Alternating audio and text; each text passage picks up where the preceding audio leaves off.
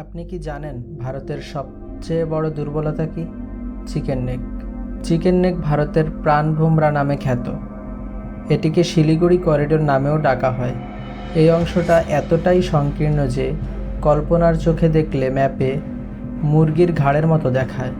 Chicken নেককে ভারতের ভৌগোলিক অবস্থানগত দুর্বলতা মনে করা হয়। এর পূর্বে নেপাল, পশ্চিমে বাংলাদেশ, চীনের চুম্বী উপত্যকা, মাঝের একটি অংশ ভারতের নিয়ন্ত্রণে। বাংলাদেশের সর্ব উত্তরে পঞ্চগড়ের তেঁতুলিয়ার ঠিক ওপারে শিলিগুড়ি শহরের কাছে চিকেন নেক এর অবস্থান। এই অঞ্চলটি কেন অত্যধিক গুরুত্বপূর্ণ? এই অঞ্চলটির যোগাযোগ, নিরাপত্তা ও রাজনৈতিক গুরুত্ব অপরিসীম। ভারত মূলত দুইটি ভাগে বিভক্ত: মূল ভারত ও উত্তর পূর্ব ভারত। শিলিগুড়ি করিডোরের মাধ্যমে একে অপরের সাথে সংযুক্ত হয়েছে। ভারত 28টি প্রদেশে বিভক্ত, এর মধ্যে 8টি প্রদেশ উত্তর পূর্ব ভারতে অবস্থিত। এই উত্তর পূর্ব ভারতের সাথে মূল ভারতের যোগাযোগের একমাত্র উপায় হল 60 কিলোমিটার দৈর্ঘ্য ও 22 কিলোমিটার প্রস্থের শিলিগুড়ি করিডোর বা চিকেন নেক। এই করিডোর দিয়ে উত্তর পূর্ব ভারতের সৈন্য, সামরিক সরঞ্জাম, রসদ প্রেরণ সহ সব ধরনের যোগাযোগ রক্ষা করা হয়। এই করিডোরের রেলপথে মাত্র একটি রেললাইন আছে। এর মধ্য দিয়ে অতিক্রম করা সড়ক ও রেলপথ প্রায় ভূমিধস ও অন্যান্য প্রাকৃতিক দুর্যোগের ফলে ক্ষতিগ্রস্ত হয়।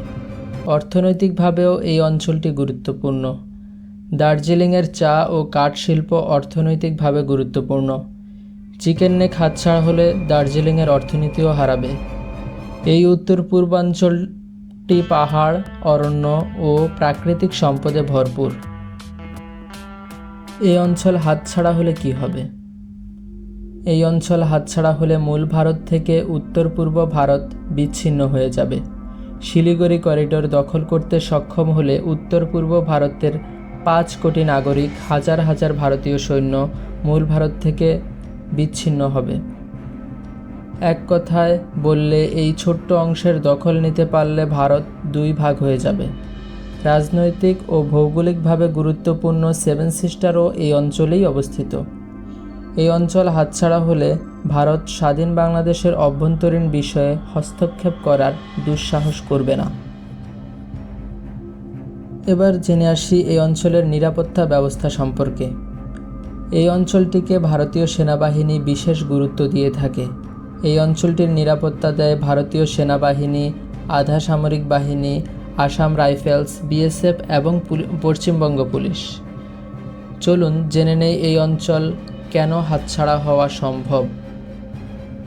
শিলিগুড়ি করিডোর থেকে মাত্র 45 কিলোমিটার দূরে চীনের চুম্বী উপত্যকা। সেখানে অবস্থান করছে চীনের শক্তিশালী পিপলস লিবারেশন আর্মি। তারা সামরিক অবকাঠামোর নির্মাণ সহ রাস্তা তৈরি করছে। চীনা আর্মি এই চিকেন নেকের দিকে আরও এগিয়ে আসার চেষ্টা করছে। পূর্ব সীমান্তে চীনের সাথে যুদ্ধ হলে চীন যদি এই অঞ্চল দখল করে, তবে ভারত এই করিডোরের উপর দিয়ে বাড়তি সৈন্য বা রসদ পাঠাতে পারবে না। ভারতের মানচিত্রে 7 সিস্টার্স অন্তর্ভুক্ত হওয়ার পর থেকেই এই অঞ্চলের বিভিন্ন সশস্ত্র সংগঠন ভারতের হাত থেকে স্বাধীনতার দাবি তুলছে। স্বাধীনতাকামী সংগঠনগুলো হলো আসাম রাজ্যের বড়ো উপজাতিদের সশস্ত্র সংগঠন national Democratic front of Boroland. আসামের আরও একটি সশস্ত্র সংগঠন হচ্ছে United liberation Front of Assam, ULFA. 2001 সালে বাংলাদেশের স্বরাষ্ট্র প্রতিমন্ত্রী লুৎফুজ্জামান বাবর মূলত ভারতের 7 সিস্টার স্বাধীন করতে যে 10 ট্রাক অস্ত্র পাঠাতে চেয়েছিলেন, সেটা মূলত এই সশস্ত্র সংগঠন উলফার জন্যই। মেঘালয়ে রয়েছে গারো ন্যাশনাল লিবারেশন আর্মি।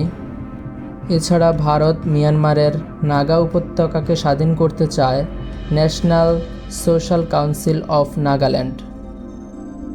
এছাড়া অল ত্রিপুরা টাইগার ফোর্স রয়েছে ত্রিপুরায়। ত্রিপুরার সশস্ত্র সংগঠনের মধ্যে আরও আছে National Liberation Front of Tripura. Assam ও পশ্চিমবঙ্গের অংশ দখল করতে চায় কামতাপুর মুক্তি সংস্থা। মণিপুর রাজ্য স্বাধীন করতে চায় United National Liberation Front of Manipur. এছাড়া আছে Manipur People's Liberation Army, insurgent group of Manipur সহ আরও অনেক সশস্ত্র সংগঠন। সর্বোপরি ভারতের এই রাজ্যগুলো স্বাধীন হতে পার্শ্ববর্তী দেশগুলোর সহায়তা একান্তভাবেই কাম্য। এই অঞ্চল ভারতের হাতছাড়া হলে ভারত স্বাধীন সার্বভৌম বাংলাদেশের উপর অনৈতিক হস্তক্ষেপ করার ধৃষ্টতা দেখাতে পারবে না। বাংলাদেশের উপর ভারতের যে কর্তৃত্ববাদী মনোভাব, অর্থনৈতিক, রাজনৈতিক ও সাংস্কৃতিক আগ্রাসন, নদী আগ্রাসন চিরতরে বন্ধ হবে। আমাদের সার্বভৌমত্বের উপর খবরদারি, আকাশ সংস্কৃতির মাধ্যমে আগ্রাসন, পার্বত্য চট্টগ্রামে সন্ত্রাসীদের প্রশিক্ষণ ও প্রশ্রয়ের মাধ্যমে বাংলাদেশকে বিভক্ত করার অপচেষ্টা, সীমান্তে নিরপরাধ মানুষ হত্যা বন্ধ হবে।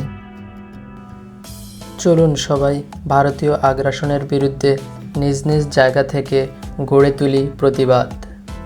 এজন্য প্লে স্টোর থেকে দেশিত অ্যাপ ডাউনলোড করে ভারতীয় পণ্যের বিকল্প বাংলাদেশি পণ্যসমূহ ব্যবহার শুরু করুন এবং দেশকে সমৃদ্ধশালী করুন।